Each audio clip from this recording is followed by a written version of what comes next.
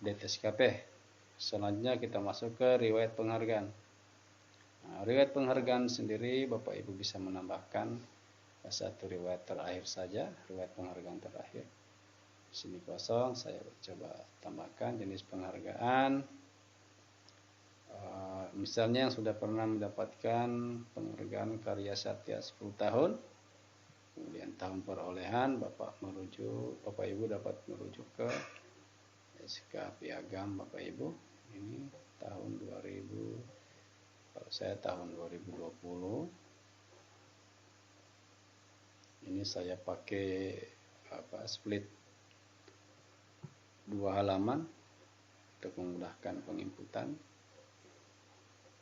Tahun perolehan tahun 2020, kemudian nomor SK keputusan itu dilihat di ini SK -nya. Nomor SK nomor 66 garing TK garing tahun 2020, tanggal SK 22 Juli 2020, kemudian klik lanjutkan. Nah, kita diarahkan lagi untuk mengupload dokumen sertifikat penghargaan. Oke. Ini sesuai, sudah selesai, kemudian saya klik lanjutkan. Ini jika sudah sesuai, maka klik saya menyatakan bahwa data yang saya input sudah benar. Nah, karena ini ada disclaimer, itu tidak akan ada kesempatan kedua jika Bapak Ibu sudah menyatakan sudah benar, kemudian akan kirim. Tunggu. Ya, kemudian kita lihat lagi histori pengajuan. Di sini ada usulan riwayat penghargaan. Ini sudah ada beberapa riwayat Bapak Ibu yang kita sudah input tadi. Nah, ini Bapak Ibu, ini status masih input berkas. Apabila sudah dilakukan verifikasi, maka ini akan berubah statusnya.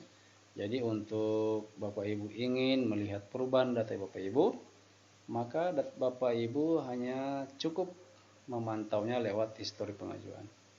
Jika sudah terlalu banyak usulannya, nanti setelah PDM ini, Bapak Ibu bisa melakukan update data secara mandiri. Untuk melihat apakah ini sudah selesai belum, Bapak Ibu cukup melihat pada histori pengajuan. Ini bisa dipilih kategorinya. Jika sesuai, kemudian kita masuk lagi kategori berikutnya. Ini riwayat penghargaan sudah selesai, sudah berwarna hijau. Selanjutnya riwayat organisasi. Bapak Ibu dapat menambahkan riwayat organisasi. Untuk riwayat organisasi ini kami sengaja buka karena ini sudah ada semua contoh filenya. Ini data yang berisi informasi riwayat pengalaman berorganisasi, yaitu riwayat pengalaman PNS, bergabung dan berkontribusi di dalam sebuah organisasi yang sesuai dengan tusi atau profesi. Jadi ini organisasi yang berhubungan dengan tusi atau profesi Bapak Ibu. Yang harus diunggah pada riwayat organisasi itu yaitu sertifikat organisasi atau kartu anggota. Nah, ini dicontohkan untuk dokter ID. Nah, ini kartu anggota ID. Kemudian bidan IB. Nah, atau jika PNS punya kartu anggota yang lain silakan. Namun dibatasi saja yang sesuai dengan organisasi profesi Bapak Ibu ya. Nah, jika tidak punya, jika punya Bapak Ibu bisa melewati saja. Namun jika ada silakan Bapak Ibu input. Di sini saya contohkan nama organisasi, misalnya Ikatan Dokter Indonesia,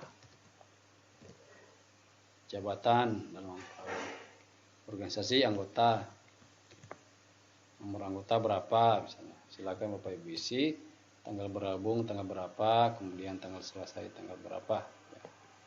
Jika sudah silakan lanjutkan. Namun di sini kami tidak akan menginput karena kami tidak punya riwayat organisasi.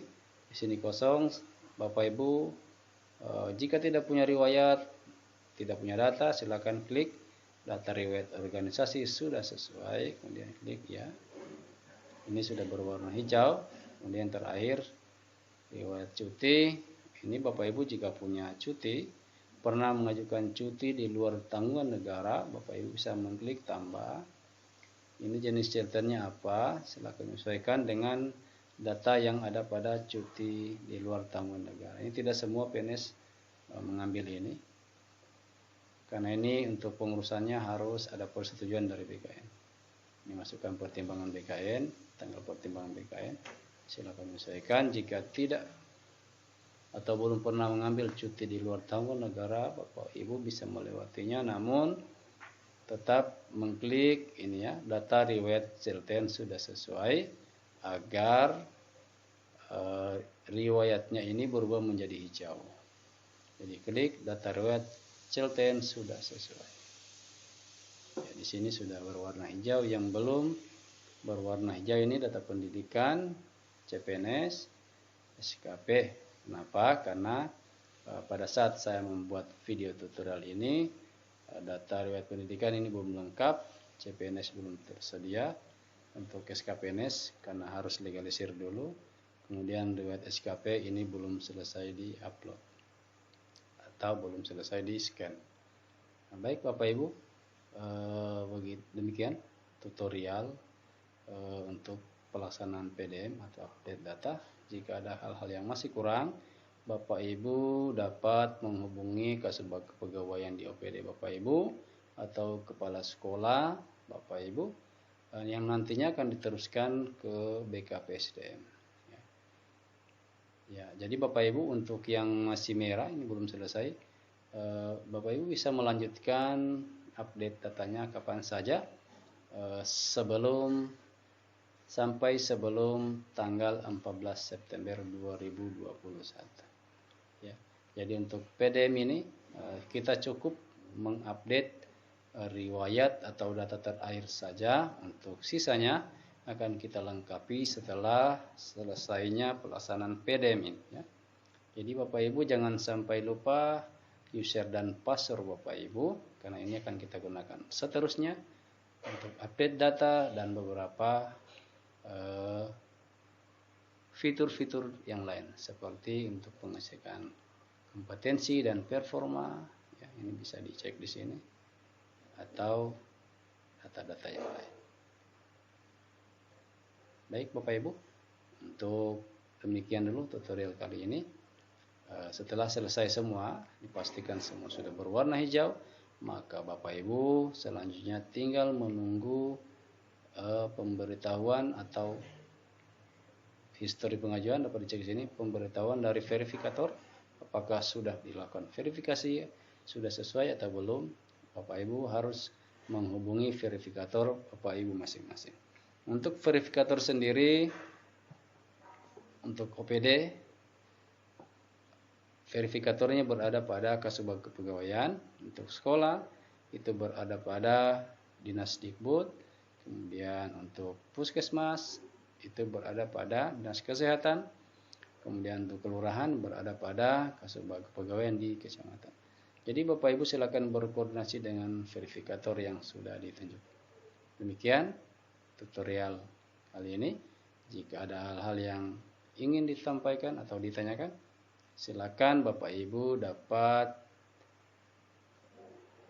sharing di grup ASN Kabupaten Bohol atau sampaikan ke Kasubag Kepegawaian OPD. Di sini akan muncul, sudah kita buatkan grupnya.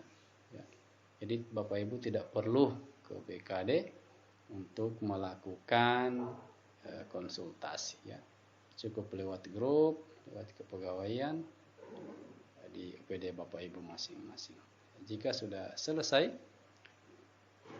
dipastikan semua sudah berwarna hijau, maka Bapak Ibu sudah dipastikan sudah terdaftar pada database BKN dan tidak terdaftar sebagai PNS yang tidak aktif. Ya. Karena kedepannya kita akan melakukan pengembangan pelayanan kepegawaian berbasis alas paper tanpa berkas. Demikian Bapak Ibu, sekian. Assalamualaikum warahmatullahi wabarakatuh.